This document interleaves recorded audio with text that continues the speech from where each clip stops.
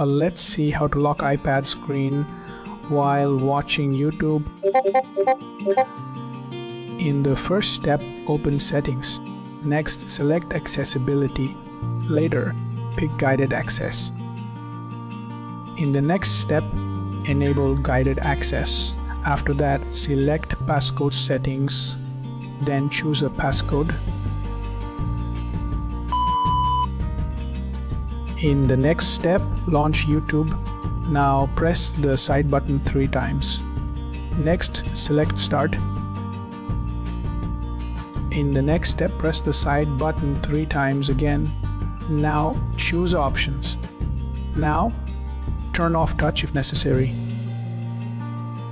In the next step, press the side button 3 times once more. Now input your passcode.